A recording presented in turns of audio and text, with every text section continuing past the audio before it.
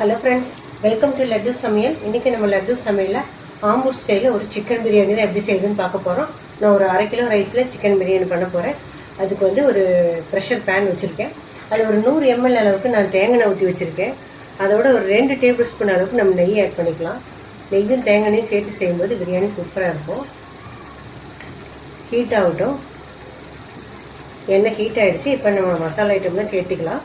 எந்த பவுடரும் நம்ம இதில் ஆட் பண்ண போகிறதில்ல. அதனால் ஸ்பைசஸ்லாம் கொஞ்சம் எச்சா போட்டுக்கோங்க. ஒரு 2 பிரியாணி இலை போட்டுக்கலாம், 2 அன்னாச்சிப்பூ, ஒரு 2-3 துண்டு பட்டை, ஒரு 6 ஏலக்காய், ஒரு 10 கிராம்பு, கொஞ்சமாக கல்பாசி, ஒரு மராட்டி முக்கு, ஒரு ஜாதி பத்திரி, இதெல்லாமே சேர்த்துக்கலாம்.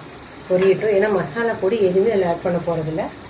காரத்துக்கு வெறும் வரமிளகாய் மட்டும் நம்ம அரைச்சி ஊற்ற போகிறோம். நான் சுடுதண்ணியில் ஒரு 10 வரமிளகாய் ஊற வச்சுருக்கேன்.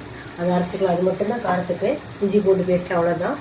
அதனால் இந்த ஸ்பைசஸ் கொஞ்சம் சேர்த்துக்கலாம். பொரியட்டும். ஒரு டீஸ்பூன் சோம்பு ஆட் பண்ணிக்கலாம்.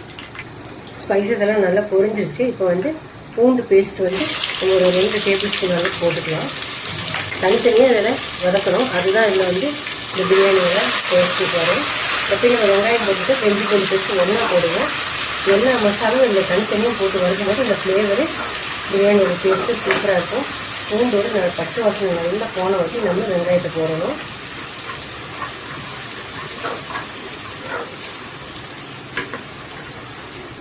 பூண்டோட பச்சை வாசனை போயிடுச்சு. இப்போ நான் 2 பெரிய வெங்காயம் ஸ்லைஸாக கட் பண்ணி வச்சுருக்கேன். பெரிய வெங்காயம்.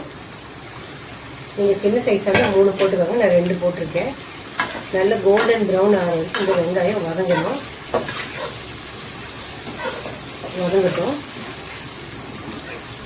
வெங்காயம் சீக்கிரம் வதங்கிறதுக்கு கொஞ்சமாக கல் போட்டுக்கலாம். நல்லா கோல்டன் ப்ரௌன் வரட்டும்.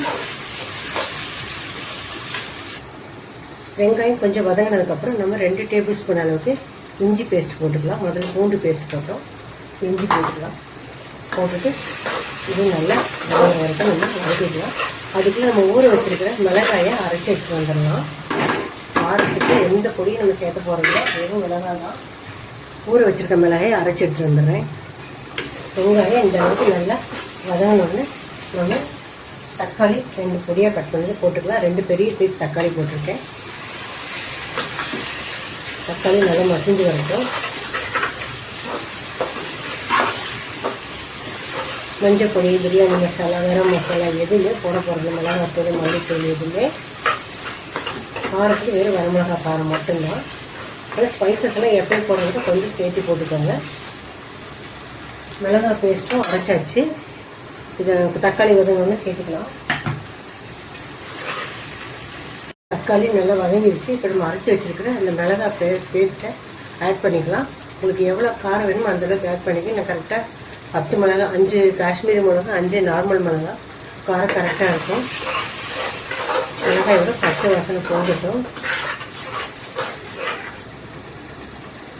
இப்போ இதில் மல்லி புதினா ஆட் பண்ணிக்கலாம். நான் ஒரு கைப்பிடி அளவுக்கு புதினா ஆட் பண்ணுறேன். ஒரு கைப்பிடி அளவுக்கு மல்லி தழை ஆட் பண்ணிக்கலாம். ஆட் பண்ணி நல்லா கலந்துக்கலாம். அதோட ஒரு 100 ml அளவுக்கு தயிர் ஆட் பண்ணிக்கலாம். 1/2 கிலோ அரிசி தான். நான் சீரக சம்பா அரிசி இந்த பிரியாணி ஸ்டார்ட் பண்ணும்போது ஊற வச்சுருக்கேன். 1/2 மணி நேரம் ஊற வைக்கணும். பழைய அரிசி ஊற வச்சுட்டேன். இப்போ இந்த மசாலாவில் வந்து நம்ம சிக்கனை சேர்த்துக்கலாம். 1/2 கிலோ அரிசிக்கு எப்பவுமே சிக்கன் வந்து கொஞ்சம் அதிகமாக ஈக்குவலாக போடலாம், இல்லை கொஞ்சம் அதிகமாக போடலாம். நான் சிக்கன் வந்து 3/4 கிலோ எடுத்துருக்கேன். அப்போ தான் டேஸ்ட் வந்து நல்லாயிருக்கும். பீஸும் நிறையா இருக்கும், டேஸ்ட் நல்லாயிருக்கும். ஈக்குவலாகவும் போடலாம். வதங்கிட்டு கொஞ்சம் நேரம் அப்புறம் சிக்கனை சேர்த்துக்கலாம். இப்போ எல்லாமே நல்லா வதங்கிடுச்சு. மல்லி புதினா மிளகாய் பச்சை வாசனை போயிடுச்சு. நம்ம சிக்கனை சேர்த்துக்கலாம்.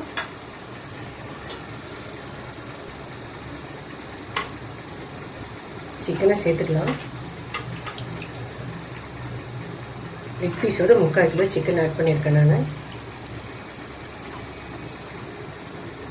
சிக்கனை சேர்த்துட்டு நல்லா மிக்ஸ் பண்ணிக்கலாம். கொஞ்சம் நேரம் வதங்கட்டும்.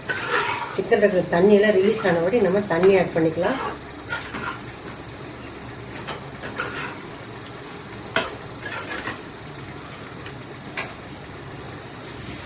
இந்த சிக்கனுக்கு தேவையான உப்பு போட்டுக்கலாம். முதல்ல வெங்காயத்துக்கு தான் உப்பு போட்டிருந்தோம். இப்போ இதுக்கு உப்பு போட்டு நல்லா கலந்துக்கலாம். கொஞ்சம் நேரம் வதங்கட்டும். மசாலாவில் அந்த சிக்கனில் பிடிக்கட்டும். அதுக்கப்புறம் நம்ம தண்ணி சேர்த்துக்கலாம். இப்போ சிக்கன் நல்லா வதங்கிருச்சு, அதுலேருந்து தண்ணியெல்லாம் வெளியே வந்துருச்சு. இப்போ நம்ம தண்ணி சேர்த்துக்கலாம். நான் 1/2 கிலோ அரிசி எடுத்துருக்கேன்னு சொன்னாலும் இந்த கப்பில் 2 கப் அளவுக்கு எடுத்திருக்கேன். இதில் 4 கப் அளவுக்கு தண்ணி சேர்த்துக்கலாம். நான் தண்ணி அளந்து வச்சுருக்கேன், அதை சேர்த்துக்கலாம். இதில் தண்ணி கொதிக்கட்டும், அதுக்கப்புறம் நம்ம ரைஸ் போட்டுக்கலாம். நான் ரைஸை வடித்து எடுத்து வச்சுருக்கேன். தண்ணி நல்லா கொதி வரட்டும். தண்ணி கொதி வந்துடுச்சு, நம்ம வடித்து வச்சுருக்க ரைஸை ஆட் பண்ணிக்கலாம். அரிசி போட்டு மெதுவாக கலந்து விட்டுறலாம். இந்த ஸ்டேஜில் நீங்கள் உப்பு செக் பண்ணிவிட்டு போட்டுக்குங்க. நான் குக்கரில் விசில் விட போகிறதில்ல, தம்மில் தான் போட போகிறேன். அதனால் எல்லாம் வெந்து வரட்டும். ஃபுல் ஃப்ளேம்லேயே வச்சுக்கோங்க. இப்போதைக்கு தம் போடும்போது நம்ம ஃப்ளேமை குறைச்சிக்கலாம். நல்லா வெந்து வரட்டும். இப்போ இடையில ஒரு தடவை நம்ம கலந்து விடலாம். நான் ஆல்ரெடி ஒரு தடவை கலந்து விட்டுட்டேன், 2வது தடவை கலந்து விடலாம். பாருங்கள், அரிசியும் தண்ணியும் லெவலாகிடுச்சு. இன்னும் கொஞ்சம் நேரம் லெவலாகணும், நம்ம தம் போட்டுடலாம். மெதுவாக கிளறி விடுங்க. இன்னும் கொஞ்சம் லெவலாகணும், நம்ம தம் போட்டுக்கலாம்.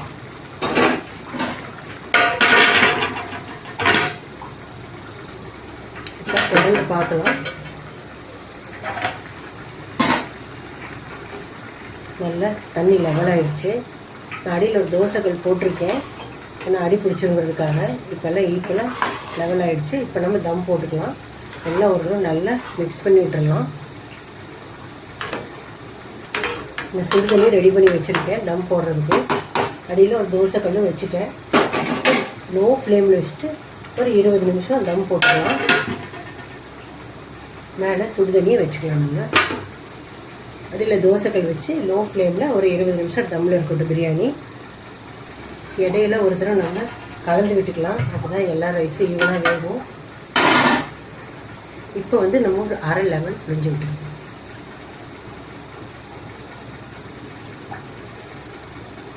லெமன் புழிஞ்சிட்டு மெதுவாக அப்படியே மிக்ஸ் பண்ணி விட்டுக்கலாம். அப்போ தான் அடியில் இருக்கிற ரைஸும் வேகும், மேலே இருக்கிற ரைஸும் வேகும் ஈவனாக.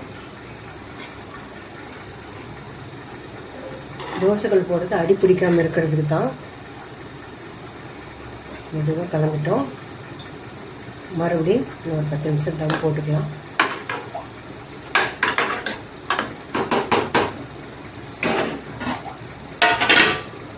இப்போ சுடு தண்ணியை மேலே வச்சுக்கணும். 20 நிமிஷத்துக்கு மேலே ஆகிடுச்சு. திறந்து பார்க்கலாம். அப்புறம் நம்முடைய ஆம்பூர் ஸ்டைல் சிக்கன் பிரியாணி அட்டகாசமாக ரெடி ஆகிடுச்சு. வெந்துருச்சு. எல்லாமே நல்லா பாருங்கள், சாஃப்டாக வெந்துருச்சு. ஃபைனல் டச்சாக ஒரு 2 டேபிள் ஸ்பூன் அளவு நெய் இறக்கும்போது ஊற்றினோம்னா டேஸ்ட்டு சூப்பராக இருக்கும். சேர்த்துட்டு அழுங்காமல் மிக்ஸ் பண்ணி விட்டுக்கலாம்.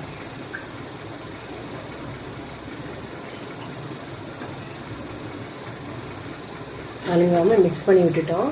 பாருங்கள், எல்லா சாதமும் ஈக்குவலாக வெந்திருக்கு. உதிரியே இருக்குது. லெக் பீஸ் கூட நல்லா பஞ்சாக வெந்துருச்சு.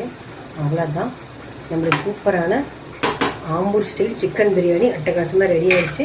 நீங்களும் இதே மாதிரி ட்ரை பண்ணி பாருங்கள். பிடிச்சிருந்தால் லைக் பண்ணுங்கள், ஷேர் பண்ணுங்கள், கமெண்ட் பண்ணுங்கள். என்னோடய சேனலை சப்ஸ்கிரைப் பண்ணுங்கள். மறக்காமல் பெல் ஐக்கானை கிளிக் பண்ணுங்கள். தேங்க்ஸ் ஃபார் வாட்சிங்.